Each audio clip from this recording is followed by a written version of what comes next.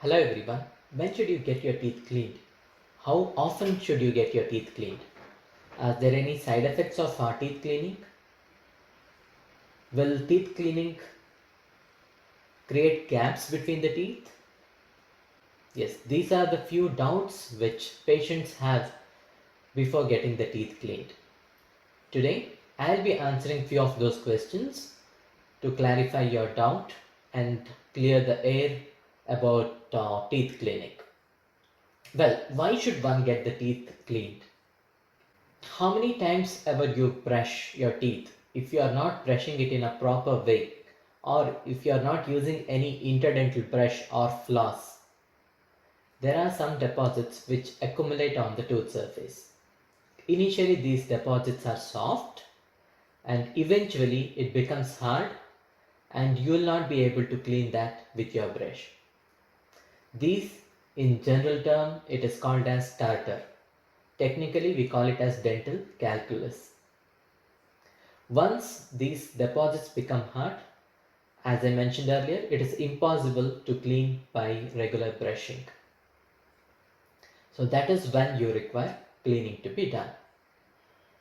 As dentists, we use ultrasonic instruments which will vibrate and remove the deposits from the tooth surface and clean the teeth completely.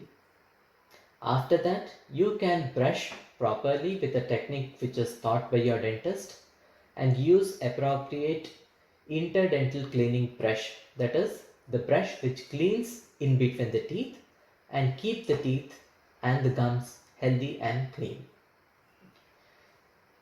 The next question which is commonly asked is whether there will be gaps created while whether there are gaps created after cleaning.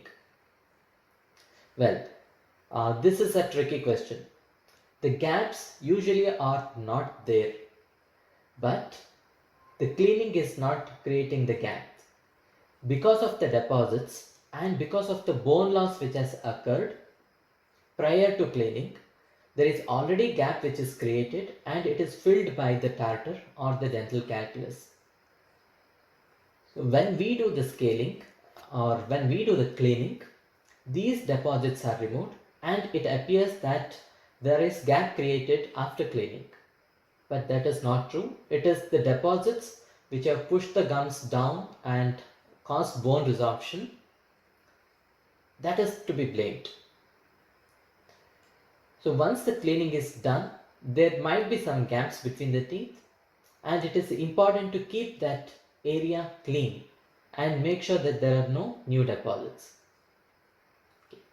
So what happens if one doesn't get the cleaning done in spite of having dental tartar? This would eventually lead to more accumulation of plaque, that is the soft deposits, and more calculus will form and it will go on pushing the gums and the bone further down and down, resulting in less support to the tooth. Eventually, the tooth will become mobile and it may fall one day.